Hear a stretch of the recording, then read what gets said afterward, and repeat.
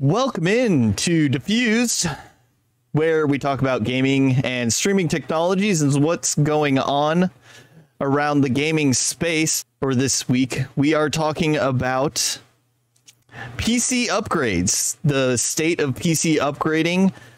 How far do you want to go? What do you have to have? What's the essentials? And what should your focus be in the state of hardware for PC gaming? Joining us this week, as always, is Cortenyde and SomethingBarbaric. And new to the podcast is the guest star, DannyValz. DannyValz, since it's your first time here, you're going to go ahead and get the opportunity to give us a quick little elevator speech. And, you know, if you want to plug anything that you're doing on the side projects, go ahead and do that. I mean, look, although it's an elevator speech, I can't promise it'll be uplifting. Oh, yeah, I see what he did there. Just to give you an idea of the kind of jokes you get when you enter a DannyValz stream, that's it. We have a lot of cheese. We have a lot of silly. I mean, I bring the silly. When it comes to my stream, the goofier the better. So for anyone who doesn't know me, hello, I'm Danny. Go live 4 nights a week, 8:30 UK time, Tuesday, Wednesday, Thursday, and Friday. And we play a variety of different things. Right now, it's a lot of survival crafting type stuff. Think Raft, Subnautica. Right now, it's Satisfactory, which is amazing, by the way. But yeah, I just kind of emphasize the goofier side of Twitch. I mean, my channel point redeems are full of things like, you know, making me scream like a lunatic, making my face all blurry and weird, becoming a black hole. It's a variety of just weird and wonderful things. So that's me. I mean, I enjoyed over there. DannyValz was the first person I followed on Twitch, and it was like 2 days after I started streaming for the very first time. Because DannyValz is also doing tips and tricks videos on YouTube now, and I followed exactly 0 of his tips and tricks before starting to stream. I just hit like go live, and then I realized that I have 100 things to learn. But the thing is, there's 2 things there. One, are you thriving as much now as you would be, you know, if you're actually doing the tips, you know? And you could learn from Danny. Well, that's the thing. I mean, you can take as many like tip tutorial videos as you like, but at the end of the day, experience is a real teacher. Like until you really get in there, and learning on the job is kind of the best way of doing it. I'm gonna start calling you Guru Danny. Guru Danny, I like it. It's gonna take off. We can make that happen. It's his side trance name. All right. So normally I try to lead the conversation and take more of a host role, but Cortenyde is more experienced in the world of hardware, PCs, and technologies than I am, because I'm kind of a knuckle dragger when it comes to PC stuff. So Cort's going to take the lead and be a little bit more of the host this week. So where are we going, Cort?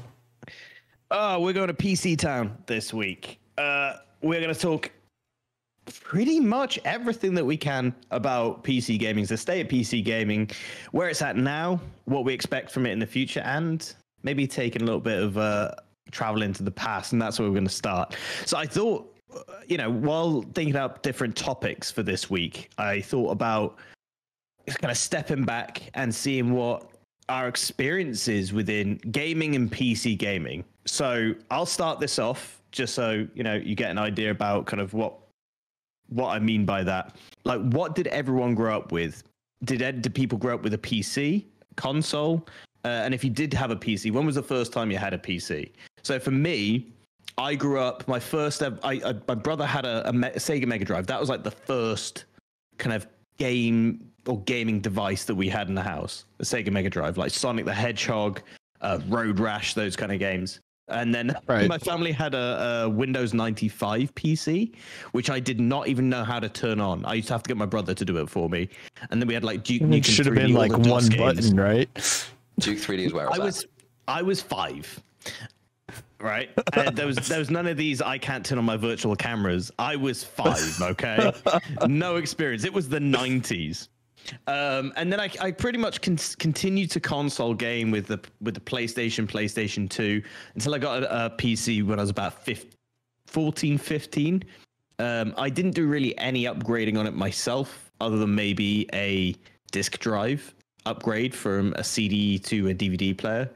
because my nan's husband was a PC enthusiast. And then pretty much after maybe 2006, it was consistently console gaming up until a few years ago. So I hadn't really touched a PC in terms of PC gaming or having it at home for a long time. And when I got the PC, I basically did a crash course in what it was, what all of the components were in the PC. Shout out LTT, Linus Tech Tips, and Jay's 2 cents. As a good sense of information and education, just to know what the components were, and it simplified greatly in those years. And then since then, I've been able to upgrade, have a much wider knowledge of PCs, and I've built in the past 2 years, I've probably built about 6 or 7 PCs for friends, for myself. So I've really got into it. Not necessarily and soon Soulstrike, right? Hopefully, if you'll let me touch it. The PC, that is. But I was going to pass the question off to you, and I was going to go in. Well, since DannyValz is the newest here, and I feel like probably the most experienced, I feel like the lengthiest, other than mine. Probably. Danny, what did you grow up with, and when did you start PC gaming? I have been called the lengthiest in the past. 1995, I think, my dad brought a PC home from, I think it was Tempo back at the time. Shout out to early 90s, bloody big box retailers. He brought home a Windows 3.1 AST machine, and it sat in sort of roof space. It's like alcove of the bathroom, which is a weird thing to say, but Britain. And yeah, I remember having just the best time on it, like playing around with DOS, getting all these like computer magazines, setting things up, installing them for the first time. And like I had, it's kind of irresponsible, but hey, no internet. I had basically minimal supervision. It's like, you want to play on the computer? Go play on the computer. There's like Prince of Persia and a demo of Doom, a demo of Duke 3D, a whole litany of like DOS games like Tyrion and Flying Tigers and all sorts. I just kind of got the bug. I was kind of hooked on just like tech and PCs and like everything I could kind of get my hands on, really. It became to the point where like I was like the go-to computer person in my school. But we're talking infant school. Like teachers would come to me, little 5-6-year-old Danny, saying, "Hey, I've got this problem with the computer. Can you fix it?" And I'd go over and I'd turn it off and turn it on again, and maybe change a setting or two. It was like, yeah, it's fixed, easy miss. And just kind of went from there, really. Like I had my own personal. Well, I was going to say I had my own personal PC in like 2002. But actually, prior to that, I did have like a joint shared computer with my brother, which was a Windows 95. It was a 2 gigabyte hard drive. I remember thinking, wow, so many games. We're never going to fill that up. Obviously, yeah, I'm told a very different story. Foreshadowing. But the problem with sharing a computer with a brother who is 4 years older than you is if you've got a bunch of games on there and he wants to install some games, your games are gone. They just get deleted. Like you come to the computer the next day, it's like, I'm sure I installed Age of Empires, but no, mysteriously GTA's on there. So that was an interesting time. But I've just kind of always been the computer guy. I mean, building, as Cortenyde says, like building a computer, it's a lot of fun. And yeah, like back in the 90s or early 2000s, there was a bit more to it because you had the North Bridge and the South Bridge and lots of different things. And it has become more simplified in later days, but in more recent times. But no, it's just like the most fun you can have. It's like mega Lego, slot A goes into slot B and you build this amazing thing. It's like, I can play with it now, which is a lot of fun. And I've worked a variety of IT jobs back in like 2009, I want to say. 2010. I had my own like PC repair company. It was Real Repair IT Solutions. And it's sort of targeted at the home market. Little Mrs. Jenkins up the road can't get a printer to work. Call Danny. It was a thing. Yeah, I've always just been like the computer guy, and I've spent far too much money on computers over the years. But do I regret it? Not even slightly. Not even slightly. Not even a little bit. And you work in IT now, right? You work with computers now? Not with computers per se. I'm a developer support engineer. So the company I work for makes some really cool like video and image compression software, APIs and things, and I kind of look after that. So yeah, it's not a development role per se. It's not a support role per se. It's kind of like in between. But yeah, as I understand it, you're like the final boss in the IT fight, aren't you? Like you have to work up your chain of ITs until you get to Danny. You have to become Neo and actually see the code to fight Danny. Yeah. No, you got to be at the point where you can't even see the code anymore. You just see, blonde, brunette, redhead. I'm not being sexist. I'm quite in the movie. All right. We'll go to the faceless one, Barbaric. Howdy, howdy. Same question, my guy. Where did you start off PC gaming? Well, I didn't start PC gaming until way late in my life, until I was actually in the army. I was a console gamer. And I didn't start console gaming until later in my life either, because video games are the devil. Go work in the potato field, son. So I was like probably 15 or 16 before I really started playing anything. I did play a few games back on the N64 for my first time. Classic GoldenEye action. Oh, GoldenEye, yes. It's a staple. GoldenEye and, what was it? Mario Kart. Mario Kart was, that damn blue shell. Still rocking people today, that blue shell. Yeah. Good to hear. Nintendo is, if nothing else, very consistent. Mm-hmm. Didn't get a PC until I was probably 22 or 3. And I got it in order to do 3D printing so I could slice, actually. And I did not have a graphics card in it except the onboard CPU graphics card. I believe I had an i5 5500. And it was pretty cutting edge like a decade ago when I got it. And so I used that for a while. And then I tried to play Kerbal Space Program on a PlayStation 4. And that is pain. That's the definition of pain. So I got myself a 10 series, like the 1060, I believe, graphics card, and I plugged it in and I played Kerbal for my first PC game. Ever since it's a difficult one. Yeah, that's not an easy. I mean, I also played. It Kerbal looks on like a kid game. But it's the furthest from. We thought we were going to be sending little things to the moon. We couldn't even get 2 foot off the ground without exploding. It's just orbital mechanics and putting enough struts on it. I love how just basic science and math. And you just have to fall faster than gravity can pull you back to the planet till you want to go back to the planet. Just got like the biggest like IRL get good nerd. Yeah. Just science, bitch. That's just kind of, I mean, that's always what's interested me is science and technology and robotics and stuff. So kind of focus on games like that. And there's a few new ones that are more shooty that I'm looking at. Yeah, I got that 1060 and I ran that computer until about a year ago. And then I started building my current computer because I tried to stream on that computer and that was not going to happen. Computer says no. That and I wanted to play DCS and you pretty much need to build a supercomputer to do that and stream it. Another game that you play that I kind of got off on the ground, but that's neither here nor there. That's neither here. Hey, Bibs, I've got a co-pilot seat. I can do all the flying. What just I'm run really, those guns. What I'm really hearing is Court just likes to be firmly planted safely on the ground. So I joined the infantry. What about you, Skag? What? I mean, we've had a bit of a taste of it before this segment here. But I am a bit of a tech knuckle dragger, but there's going to be some shocks in here. I'm just going to lay that out there. So early on, like I was not allowed to have a gaming system.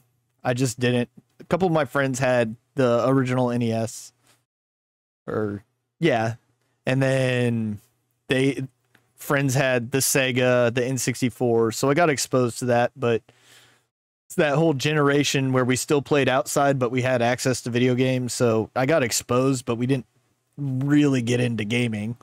My parents probably got a computer, like a family PC, around the time I was right before high school, and I started playing like SimCities and stuff like that on that computer.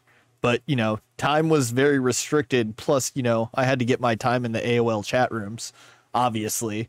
The shocking part comes my senior year of high school when I used senior ditch day to take the day off of school, go down to the El Paso Chamber of Commerce and start a PC building business called We Comp Computers. Nice. And for my senior year of high school, I did start up and run a PC building company. We sold about 8 computers to other high schoolers that were pretty decent, like mid to high end for the time. Yeah, they worked well. I had a friend, my business partner was really good at software, and I was really good at plugging things into slots that were already designated on boards. So I handled the hardware, he handled the software, and I never learned software because of that. And that's where it comes back full circle, and it makes more sense now.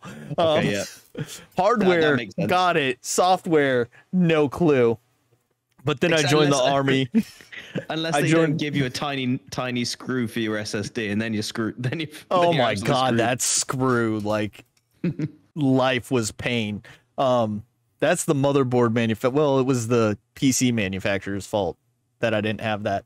But then I kind of walked away from PCs after my senior year because we both went to college, and then I spent a year at college, did a computer science class where I got into a lot of fights with my instructor because he was saying, well, we haven't reached this stage of like technology yet. And I was like, that's bullshit. I installed that on a PC I sold like a month ago. We have that. That's a real thing. He's like, no, it's not there yet. But you're wrong. And I just stopped going to that class. And then I stopped going to college and I deployed, turned into a console gamer, pretty much stayed a console gamer until World of Warcraft, when I busted out the very first computer my company built, upgraded it, and lost 2.5 years of my life to World of Warcraft. And then I went to EOD school and I didn't have time for World of Warcraft, so I fell back into console gaming, and I stayed like that until I started streaming. And even when I started streaming, I started as a console guy for almost the first 6-7 months until me and Court had issues playing Farm Sim. That's what started my upgrading of the PC I have now to the point that I can actually play games and stream higher end, newer games on the PC that I got, because I legitimately just went to Best Buy, bought the cheapest minimum spec pre-built that would fit running my stream and editing while I was playing on the console, so I wasn't using the PC for anything except streaming. And then I had to upgrade it to get to where I'm at now. And I still want to do more, but don't be. That's the thing, that there's never an end. There's never like an end point where it's like, no, yeah, you know what? I've done enough. My PC is as good as I'll ever need to be. This is now future proof. I've made it. I think moments later. I think if you're passionate about something and you're in a space, there's very, like, even if you were to play tennis, right? Like, you don't really think tennis is a game. Tennis has been about for hundreds of years? I don't know. It's been about for a while. But there's always going to be a new shoe or a new racket, you know. And it's the same with anything. It could be the oldest thing that that you can think of. Something that's been around for ages. Running is one that I speak to Llama about. There's magazines about running. I'm like, how different can running be? But there's always movement in a space, and I think when you're passionate about something, you always want to expand in that space or look for something new. By nature, I think we're always looking for, we're like magpies. We're always looking for a new shiny thing, and we're going to get to that in a little bit about how quickly the technology does move. Right. One thing that I hear from a few of you is you kind of dabbled the line between PC and console, but moving to PC, did you build first? Were you too scared to build? Because you said, Skag, that you would have been building in a time where it was completely alien to what it is now in comparison. You know, when it was mid 2000s, when I was building PCs or tinkering with them a little bit, you'd look inside. It was a mess of wires. You'd have dedicated sound cards that are now built into the motherboard. There was so many different components to it. In PCs now, the components that you'd really need to play games and possibly stream, you need 9 components within the PC. 9, which is crazy. The question is, did you guys start with a custom PC or bought PC, like a pre-built, or did you build your own? So, I mean, since like you kind of started about like back in the day, that was in 2002 for me when I was building. And so my first PC was a built PC. I did it for that company that I started. But then when I left, I rebuilt that PC in probably 2010, and it felt a little awkward. But when I came back to streaming in 2019, I didn't know what anything was, where technology was, what I needed, priorities, because I was looking, like you said, I was looking for a sound card, and like, there's no sound card. Why aren't there sound cards? Why are these graphic cards so big? Like, everything was so different. I was like, I need a quick, easy answer. I don't know what parts I need, and I hadn't met a lot of streamers yet. Like, at the point that I bought the PC, I think I followed like DannyValz and Reckless, and like I didn't talk to them a lot, so I knew nothing about building, and I didn't have a lot of resources friends wise. Now I have like you and Danny to like soundboard. Like, I think I'm looking at upgrading this. So like the newest one, I went to Best Buy. There's a Cyber Power. It can do this. It's pretty decent on specs, but it's a low price, budget out the door, and I'm good to go with that as a streaming machine. I think that's always the case, though. And this is something that I wrote down here, which is, what parts do I need? There are so many variants. Like we've spoken about how few parts are in a PC now versus what there was, because a lot of them have been integrated into the motherboard, or they've been changed aesthetically, and it takes up less space, and you can now have a nice glass case, tempered glass case, where you can just see all the pretty things, and it works a lot better. It's a lot quicker. The parts generally they are more powerful, a lot more efficient. But I think the general kind of market right now, and this goes for CPUs, especially Intel, there are just far too many components of the same thing. So it's gone from being, I need a sound card, and I need a network card, and I need possibly some kind of graphics driver, to being, which one of this one product do I pick? What have you guys had any issues with that when you've been upgrading or building your PCs? Yes. Yeah, I think definitely. I mean, it moves so quickly. Like, before my son was born, which is like 2.5 years ago at this point, I figured, right, I've got a little bit of money saved. Once the kid's here, I'm going to have no disposable income. So let me upgrade my PC. I did a big upgrade of, I went from DDR3 to DDR4. I got a new graphics card. I basically rebuilt an entire PC. Like, there was very little that was still the same. And then since then, I've looked at getting another upgrade. Sort of just see what's available, see what I can get for my money, because obviously, the older technology is, generally speaking, the cheaper it gets. Graphics card boom of 2020, that's a different story. But now it's a case of, well, okay, I could go the DDR4 route again and save some money, or I could go DDR5 and go on the bleeding edge. But then there's the early adopter tax, and there's compatibility issues with the higher speeds, and there's like, I feel every time, even though I'm like in the industry and connected to PCs and stuff, like every time I go to upgrade, there's a new thing to learn, and it's definitely it can definitely be a bit overwhelming for sure. Well, that's something that I've got written down here. Is upgrading to the newest gen even worth it at this point? You spoke about DDR5. Like, Skag, you've just rebuilt your PC. And I stuck with DDR4. Yeah. Like, my advice would be, DDR5's been out for what, 1.5 years, 2 years now in the open market. Yeah. And I still don't think that it's a smart choice to go DDR5 unless you have the money. Because, again, a lot of components are going to be a lot more expensive. There's like a kind of like a graph that goes on release, it's expensive, and then it gets cheaper as it starts to be, you know, maybe 3-4 years in its lifespan, and then it gets really expensive again once the next generation comes in. We found this when building Llama's PC. I run a DDR4. She got a PC that was her best friend left behind when he went to Spain, and he was like, I've taken the components that I need, you can have the rest of it. So we're just going to build a PC out of that. But what we found was just buying RAM for a DDR3 was as expensive, if in some cases more expensive than just DDR4. So we ended up just upgrading the board because it made more sense, because it was more cost effective and more future proof than sticking on DDR3. It's also a very like complicated question as well too, though, because like it depends if you're upgrading the one thing or everything. So like right now I could jump from my 6600 XT all the way up to the brand new, I think it's the it's either the 7000 or 7050 XT for my graphics card.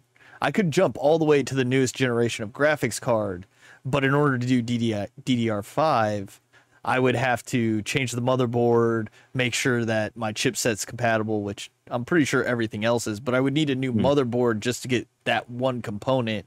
And sometimes, you know, depending on your CPU, which my CPU is bottlenecked by my GPU, so I have room to grow on GPU, but you can get yourself in a position where certain parts aren't going to allow you to upgrade all the way to the next gen. So to do certain upgrades, you have to go all the way to the top, and you're spending so much money. The value isn't there for what you're getting. Like, you can make smaller upgrades and get just as close at a much cheaper price. I think one thing that was interesting in the mid 2000s, when you had a similar situation like that between generations, do I upgrade this, do I upgrade that?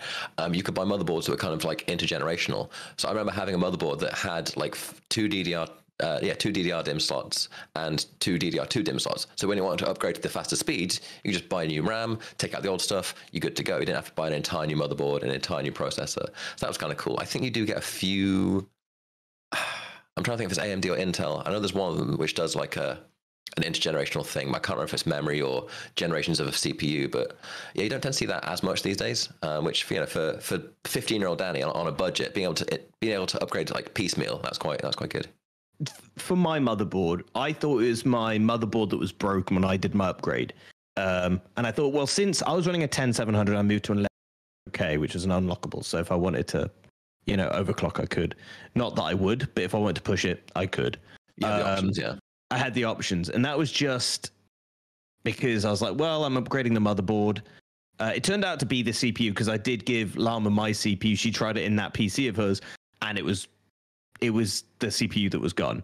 And so I ended up giving the motherboard to a friend when I built their PC. But just to do that, because I moved up with the motherboard, and I wanted to have a kind of like a future proof for if I got I'm running a 2060 at the moment, flat 2060. If I moved to the bigger graphics card, which is probably the next upgrade that I'd want to make, I would need more power. So I upgraded the power alongside that. And I had to upgrade certain elements of it because that was it. That the power supply that I had, the board needed a certain connector type. So I got a modular power supply because otherwise it was not enough wattage to run through the board. And so it ended up stacking up because of the nature of just the board itself and the output that it needed. So there are certain elements, you know, that will kind of compound those purchases when you buy a PC, that it's like, well, I'm just going to upgrade. Like, RAM is probably the simplest thing that you're going to buy when it comes to upgrading a PC, or an SSD, because those things are singular and you don't need any, as long as you're buying the same generation, you're not really going to have any conflictions. The main thing is, like, if you're going for Gen 3 or Gen 4 SSD, where it's just, there's going to be a speed difference. But that's backwards compatible. I mean, you can get a PCI Gen 4 SSD, whack in a PCI Gen 3 motherboard, it's like absolutely fine. Runs at a slower speed, but you're not going to have a. That's what I'm saying. That's the only issue. That's the only issue with it. And then it depends on your PCIe slot. So, like, for example, I have two SSDs on my board, and I have a graphics card in a 16 slot, and I've got an internal capture card, an Elgato internal capture card, and when I put in that SSD, it wouldn't work. The capture card won't work in its normal slot because it blocks it off. So it blocks off that bandwidth lane. Oh, of course. Yeah. Yeah. So those kind of things, if you don't have enough slots, it could, again, be a compounding issue where you need to rethink the build of your PC because of it. Yeah. And those are the kind of the things that I think when it comes to being a first-time builder, the things go together, like you say, like adult Lego, you know? Oh, no, it's super easy now, but it's not, it's kind of like old me. It's not the putting it together that is, I find difficult. It's making sure everything should go together, and then it's going to work once it is together.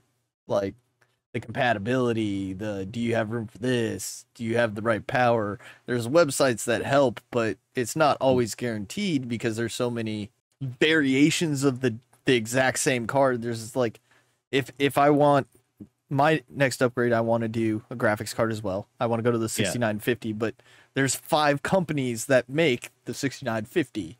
They're all slightly different, but it's the same card. It should all work. But like, there's no guarantee that the company version of that piece of equipment is going to work with everything else I have on my board.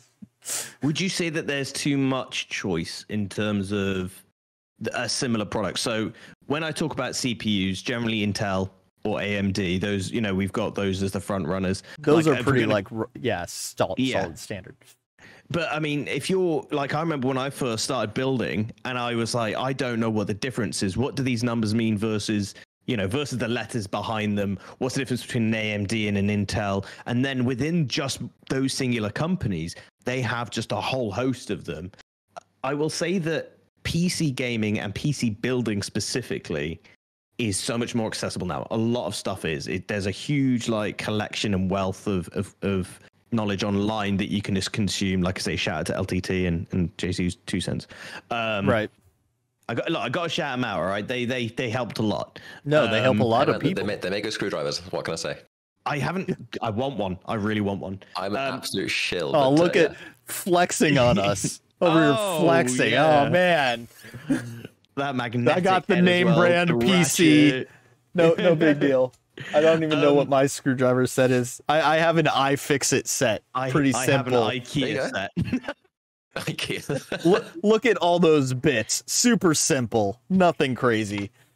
The question really was like, then what do you think that as it's become more accessible in terms of the resources for PC gaming, in terms of what you can find online, do you think accessibility into the market now has become more difficult? Because if we look back at Skag, when you had your company, when you were growing up, DannyValz the same, PC parts, you had a very much like an entry level, a mid level, and a top tier level. Yeah. And overclocking, I just want to kind of put this as a preface. Overclocking came from the basis of like PC fairs, where people would go and buy entry to mid level hardware, and then they would boost the speeds of that hardware to get higher speeds, better functionality.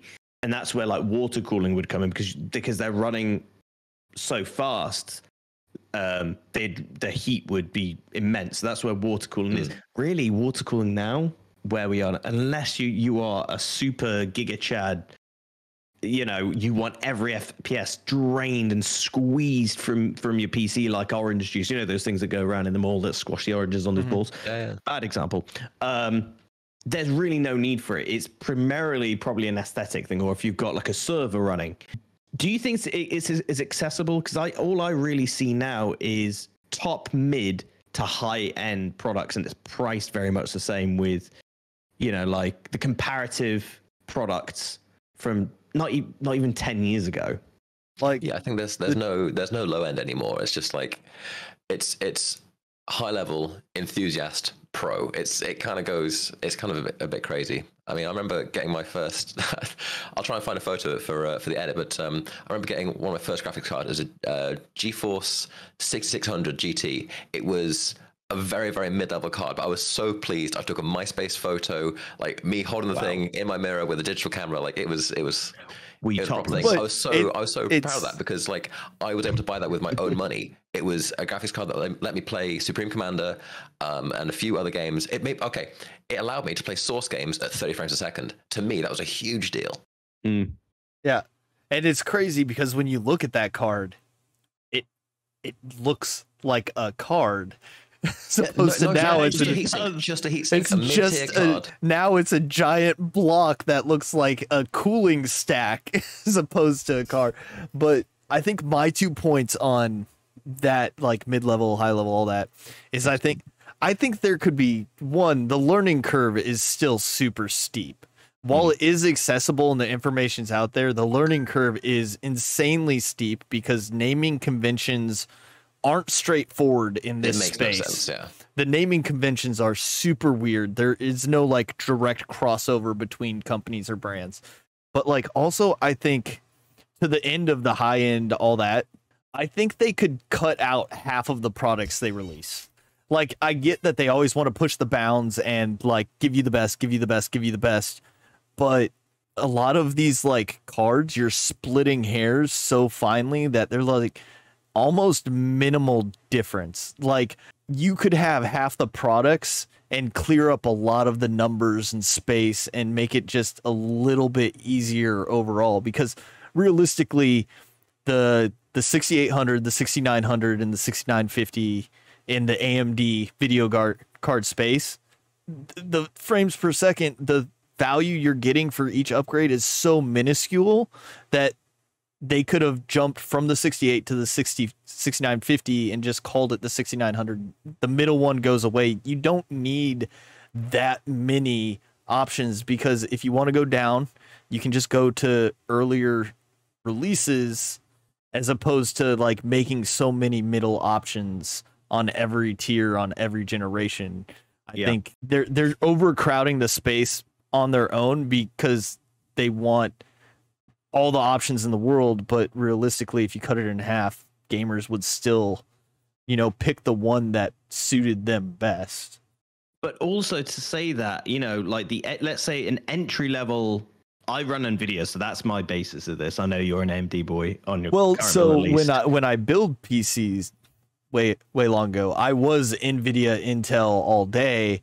I bought this PC and it was all AMD, and on the modern market, they're so close competitive wise. Like AMD runs a little bit hotter on its CPUs, but it processes a little bit faster in general, not always. But Intel, costs a little bit more, but sometimes it has the edge, sometimes AMD has they all go back and forth, and they're so close that it's at the end of the day, and, it's a PC versus Mac situation. They have their benefits and their drawbacks, and it's really just what's suited to you and what you prefer. I've never been an elitist with these types of things whatsoever. But what I was going to say was, you look at graphics cards now, like the entry level graphics card from the current generations, or even the past two previous generations, they're setting you back double what the entry level graphics card was 10 years ago. Mm-hmm. Do you think games are being do you think they're being priced out of their own market? Because I mean, again, if you're enthused about something, if it's a primary hobby, if it's some kind of, I don't know, if you're a job, if you're a streamer or a hobby, I don't know what you want to call it, but do you think that has an effect on it? Because if you're going to do that, you're going to invest into your system, but there is a point, right? So I'm at the point now where I would like to upgrade my graphics card, but it's not something that I feel is as possible because they are so expensive. They're not. It's not £100-200 for a graphics card anymore. You're looking closer to £600, and that's just for the entry level card.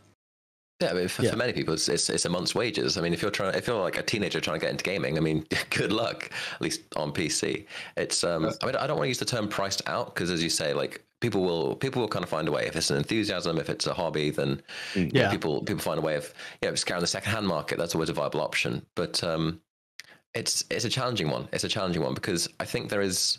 Obviously, there's a semiconductor shortage a few years back, and I do think there was an element of greed from these companies because it's like, well, we've seen historically gamers will pay whatever we charge, so let's just keep raising that price and raising that price and raising that price. And I think it's only really recently with the NVIDIA 40 series that consumers have gone, you know what, nah, not going to do that. And Yeah. then they'd have had to like pull back a little bit and go, okay, actually, maybe we need to stop taking the mickey so much.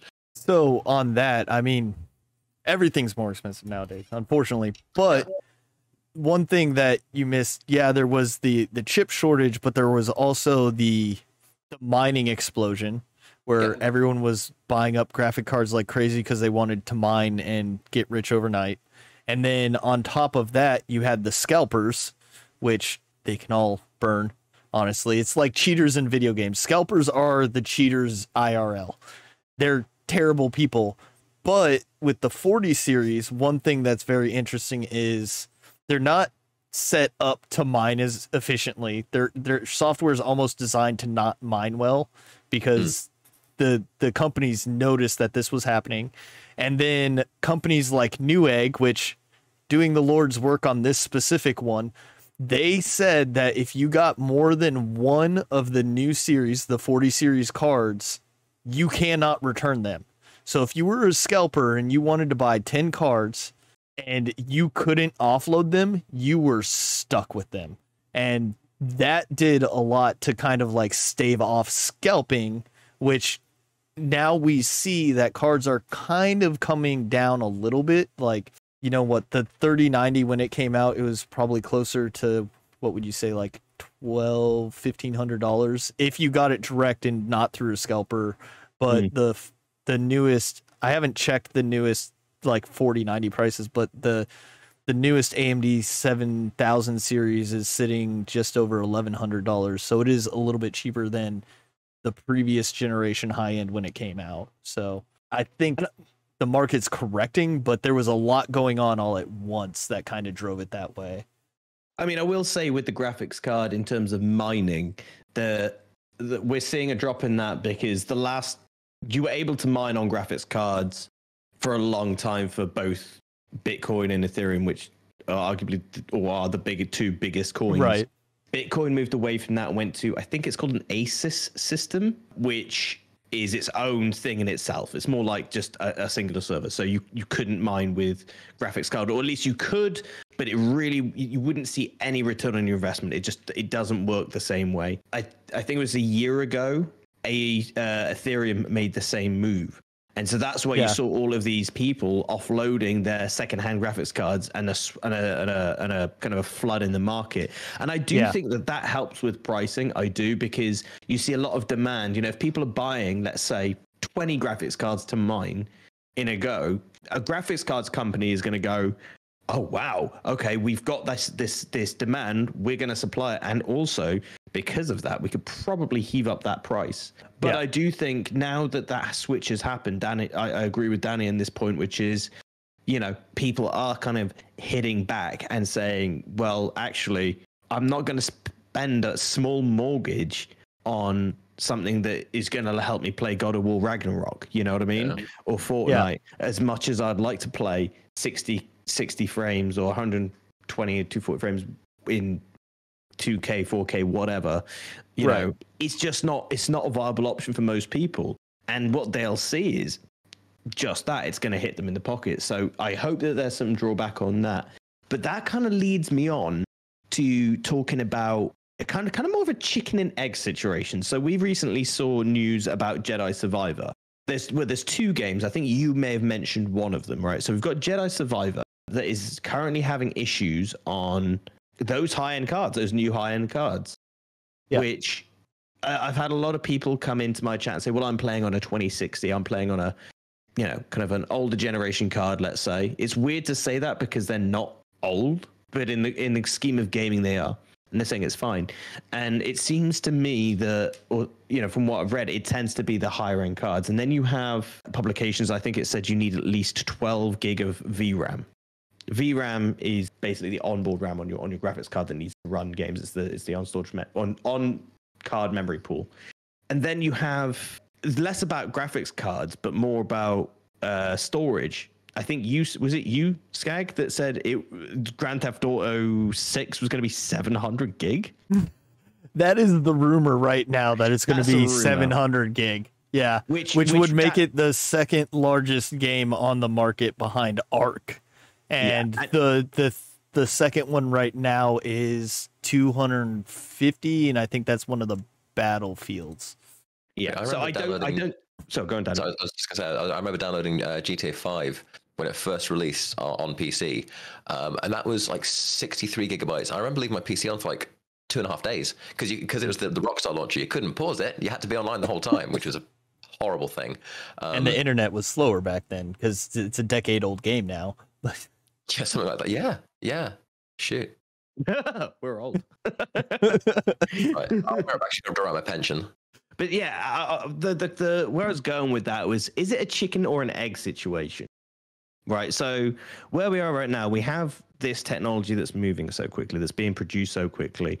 And is it the consumers who are pushing this in terms of, is that demand really needing that supply on such a fast turnover basis? Or is it the games themselves? Because, I mean, for a game to need 12 gig of VRAM, if that was the case, which it's not, we know that now, because like I said, we've had people play it on much lower cards and they're like, it runs fine. And again, with the storage pools, that's not going to happen. No one has that amount. But is it going to be the case where that could be a reality? We talk about 10 years ago when internet was slower, or, you know, when, 2 gigs of storage, and that was ample. You know, I remember when 5 megabytes was, weirdly enough, the iPod, when it came with, what is it, 500 megabytes or a gig? And that was like, oh, you can hold this many songs. Is it a chicken or an egg? Zune. Of course you did. Is it a chicken or an egg situation where the gaming industry is pushing that technology? Or do you think that technology is moving faster than the gaming industry can keep up, and really consumers are just kind of caught in the middle? I tend to lean towards the latter. I would put it in the perspective of, from a gamer, I think this is a developer-led situation where they want to push the bounds. They want the best graphics. They want everyone to be impressed. But as a gamer, I don't care. I want a good story that runs smoothly, that keeps me engaged. So, like, I think devs want to push all the bounds to impress us, but that's not what's going to impress the modern gamer. I don't think that they have to push the technological bounds, even though it's really cool to see games like Unrecord. I don't want to play Unrecord. It's too realistic. To me, it ruins some of the immersion that pulls me out of my life and into the game. It's too realistic. I don't need that. I need the story to be good. I need all those like building block metrics of the game to be good. So devs could actually slow down and stay with current technology as long as they're delivering an actual good product. So I think this is a dev-led product where technology is trying to keep up with what devs want to do in the space, but the consumer, being the gamer, isn't worried about how fast it runs or how pretty it is or how perfect every pixel is and all that. They want the core and the blocks to be there, and if you can refine it and make it a little better, that's great, but that's not the focus of gaming. And I think devs kind of lose sight of that in trying to be first and push the bound. I guess I could be way off. I kind of like to hear what like Barbaric or Danny say about it. I've had a lot to say, so I'll let Barbaric jump in. I don't know. I'm not like with tech stuff. I think it's probably developers pushing, boundaries, and graphics card companies trying to. I hate the 40 series cards because the returns on performance versus price point was actually the worst that historically any card has ever done. So, like, when I bought my new computer, the 40 series was out. I didn't get a 40, I got a 3060. So, I think buying 1 to 2 gen old stuff is great. And I hang out, like when I built my PC, I just hung out on Newegg until stuff went on sale, and I built my PC, which is pretty damn nice, for about probably a quarter of what it would cost if I had bought a pre-made similar to this. But I don't buy pre-mades because I haven't found a reputable pre-made company that doesn't skimp on parts. Like, they'll give you bronze rated power supplies and charge you like it's platinum. I don't trust pre-builds. I don't think any of those companies are honest, or if they are honest, they're so small I've never heard of it. You were really surprised when we found out that mine has like an overrated, I think it's gold power supply in my pre-build. Came with I'm way more than I needed, and it was gold level.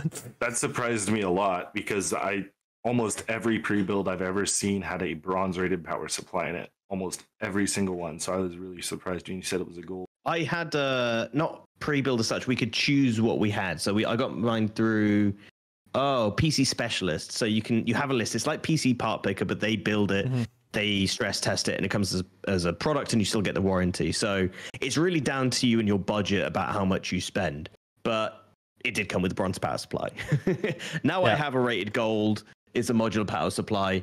You know, I made sure of that. But I think, especially with a lot of pre-builds, they will put the money in the wrong things to hike up the price. So you'll get, let's say, a last generation CPU. You get a fancy looking motherboard, maybe not a lot of utility in it, or upgrade paths. But the case will have like FaZe Clan on it, and that PC is now worth double the price because it's a FaZe Clan case. Even though it'll have literally all the RGB. Yeah, it's don't start RGB. Don't. I mean, it looks like you're a fan of it from your background. I mean, this is just a little bit of eye candy for people who are watching me. When I'm PC. I have 0 RGB in my build. I actually built it specifically to be a blackout build and had to pay a little bit more on a couple of parts. Actually, it's harder to not have RGB nowadays. It actually is. If you want a decent board.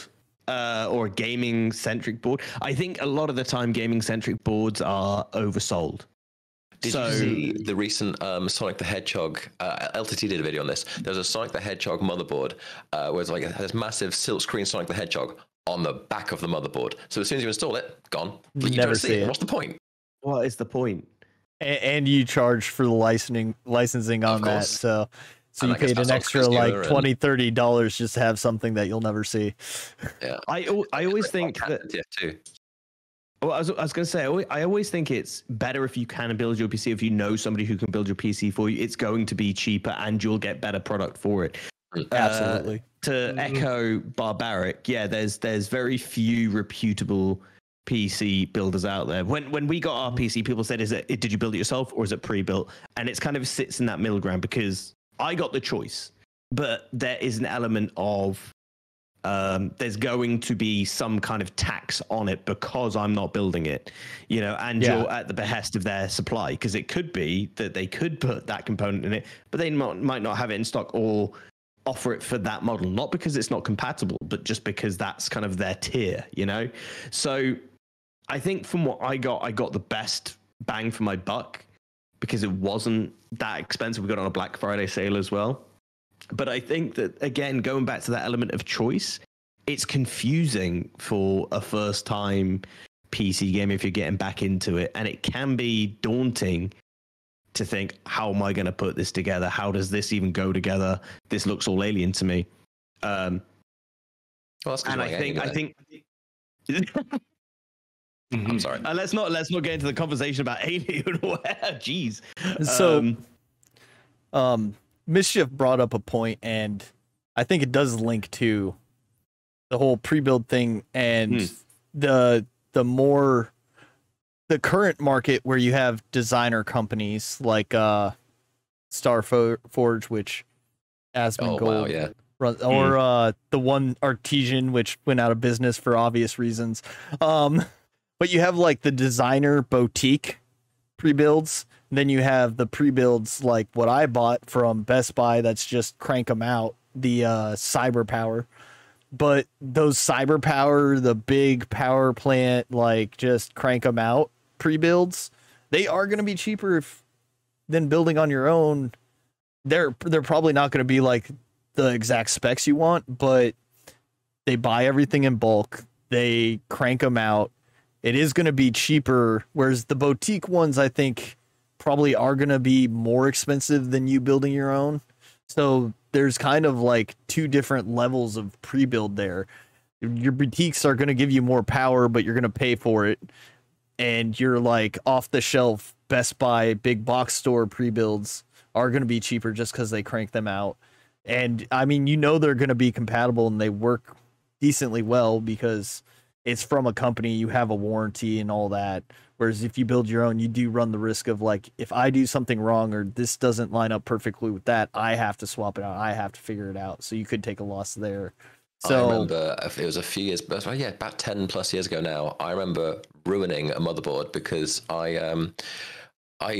ordered an i7 processor for this motherboard, but it was actually of the wrong generation. I can't remember if I ordered like a generation before or after, but I whiffed it, so I had to buy another processor. Fine.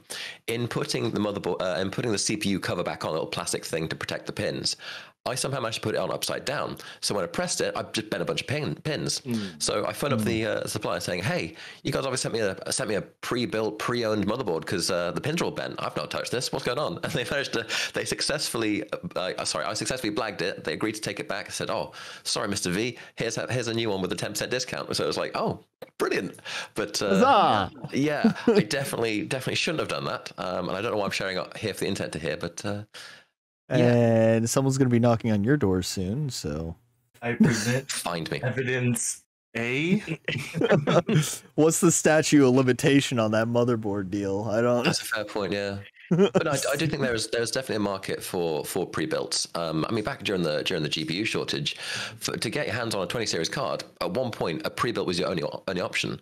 And at the end of the day, like if it is a bit cheaper than building your own, great. If it's a bit more expensive, that's fine. But for those who are daunted by building a computer or just don't want the hassle of it, just give it to someone else.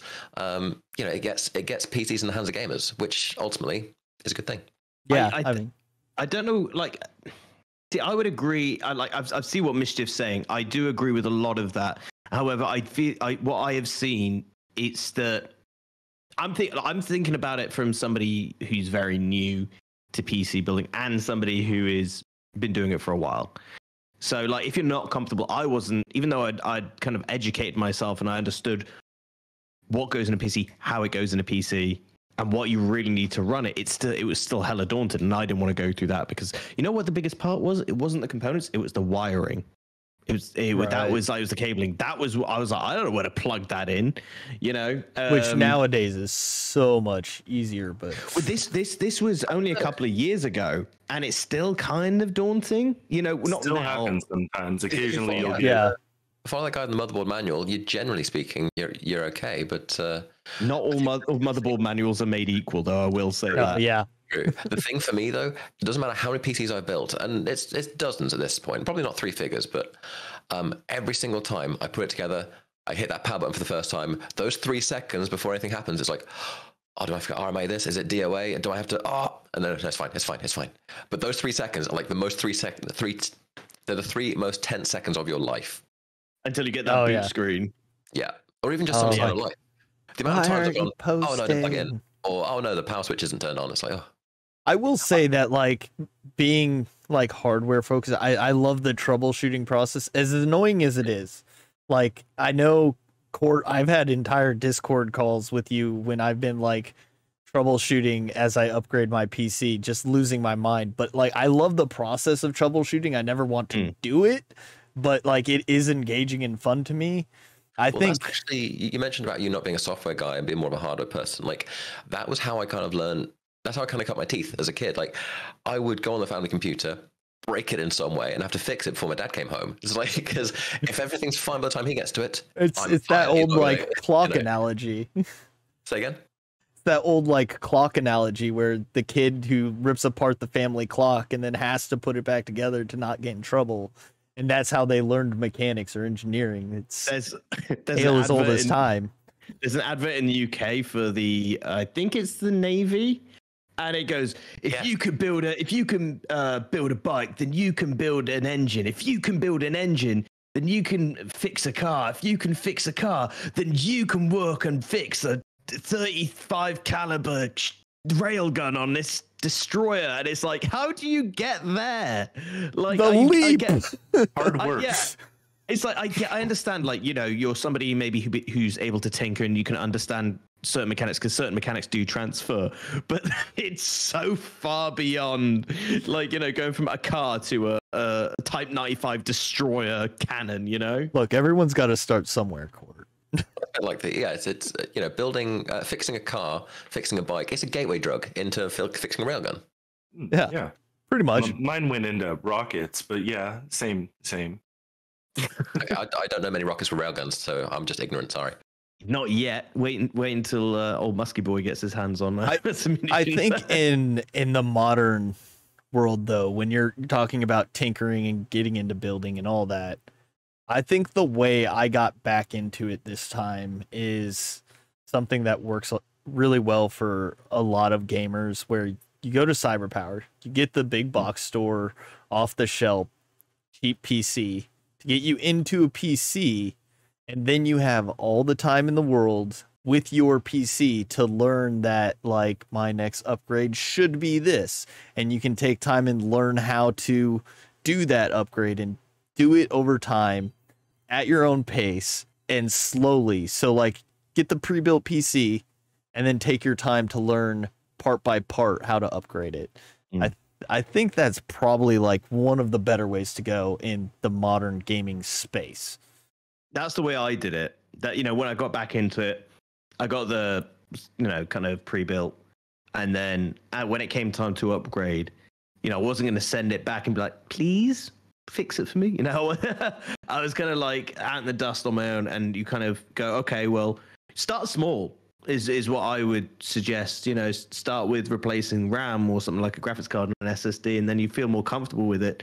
And I think that there's such a wealth of information out there to help you online, and if you're in this space as well, you'll have a lot of people. On my Discord, I've got a tech and setups thing, so people can show off their rigs, they can show off their new tech, but if they also want some help, they can just post on there, and there'll be, so many people who are comfortable to, help or give advice. So I think if you're within this space, there's generally a community that can help or back you. And I would say start small, because it can be daunting, especially when you see things like, oh, well, if you get a small amount of static, you're going to fry your motherboard. Or, if you touch that pin, it's bent. I mean, Danny's, thing is a little bit different. Yeah, I was applying a fair bit of force, so. Yeah, which I think isn't that the one golden rule? Don't apply force. It should just. It's not quite a golden rule. There's a few times you need to apply the proper. Yeah, amount of like on a CPU. Yeah, not on a CPU. Oh no, not on a CPU. On the old LGA CPUs, like that lever to secure the lid on the thing, I always feel like I'm pressing. I feel like I'm going to bend something or break something. Okay. True, I was speaking more specifically about the CPU itself, but yeah, you're right. With the cover of it, yeah, I'll agree with that. Yeah, I mean the CPU. If it doesn't just drop, then yeah, you risk bending a pin pretty easily. But I've also seen a lot of that cutout corner, so it's really hard to misalign it. Yeah, and like I've seen a lot of videos from like troubleshooters where most of the pins on a CPU will have a redundancy. So if you only break one, you have a chance of being all right. But like doesn't mean like it's one of those things. Learning how to do this stuff is taking your time, being respectful. But like, yeah, the force thing is complicated, because when you talk about CPU, never put force. Putting in your RAM, that thing doesn't want to go, and you're going to have to figure it out. And it's always going to take more force than you want to get it into spot. I call them the especially on a motherboard. Like it's on that motherboard sitting on its standoff pegs, and you feel like you're going to snap the motherboard in half. Yeah. So, there's things that, like, I don't know if they're as true now as way back in the day, but like, I want to say the second PC I built when I owned the company back in 2002, I got a motherboard. We loaded everything up. We got it going. Wouldn't boot. Start doing research online, and they're like, this specific motherboard that the person wanted for this computer, they've had a lot of issues out of the factory where one or two little welds aren't perfectly done. And if you give it a bend side to side, sometimes it just gives it a little bit of pop and everything lines up. And I did it, and it was terrifying. And I was like, I'm going to destroy this motherboard, and it's going to be ruined forever. So like, it is scary and it is touchy equipment, but it also has flex, and it's more durable than a lot of people think. There's this like, it's a weird dynamic that these electronics have. And you kind of touched on something that sorry to cut you off there, Court. There's that reminds me of the conversation we had earlier a little bit, because PC components are so expensive these days, people are less willing to apply pressure to, you know, stick a graphics card in an oven for 10 minutes, that sort of thing. People are less likely to take risks with their hardware because it's so expensive. If it goes wrong, they're the ones footing the bill. They can't just phone up, you know, ASUS or whatever and go, yeah, my motherboard's in 3 pieces now, because that and was yet not gonna... you did. I mean, look, I saw an opportunity to maybe take a risk. But no, so it sort of cycles back to, you know, that there is definitely a market for pre-builts, and just taking out some of that stress, some of that worry, some of that, like, if this goes wrong, it's going to cost me a fortune to fix. So I feel like there's a comparison somewhere to be made about, I guess, console gaming versus PC gaming. Like I said, I used Jedi Survivor as just because it's the newest version of it, or something like Diablo, where, you know, it was bricking certain cards. I think it was a 3080. I could be wrong, but I think it was the newer cards. And I feel like this is more within the AAA space than the indie space, just because there's a lot of pressure on developers to get these out by a certain time and have them look a certain way. Like you say, reach certain demands. I feel like right now, and this is just my personal, is that at the moment, and PC gamers, because of this increase in, or, you know, speed up in production schedules, it's kind of a rocky road within the AAA market at the moment, where, you know, we're talking about cards being bricked, or you're not able to play this game even though it's been ported over to PC because it's not going to work on this card, or at least it's reported that that's the case, and it creates this stir up, you know, or something like Cyberpunk, which I would argue would be more the developer side than the hardware side. But you see where I'm going with this. It was botched everywhere. I think the point for, like, console gaming is ease of access. Games are always going to run better on a console. Always. And you can make the argument it won't run as good or it won't look as good. But when it comes to optimization and delivery of the game, you may not get the frames per second. You may not get the graphics that you would get out of a PC. But there are too many software and hardware variables to optimize a game for PC launch for the entire PC market. Whereas Xbox and PlayStation have fixed hardware, fixed software, and the gaming developer can always hit those benchmarks and thoroughly test on those platforms versus the PC. Now, the PC, you have a higher up end. You can have way better graphics. You can have way better frames per second. You can get the higher benchmarks, but it's not always guaranteed, and optimization is a lot harder for those developers. End of the day, as gamers as a whole, there's so many options to get into gaming that whatever a person takes to get there, I will never shame them. I was a console gamer for the longest time. It's too easy. I moved to PC. I see the upside, but I also have game crashes more on PC, and optimization isn't as great on PC. So it's a trade-off that I'm willing to put up with because I'm in this space now.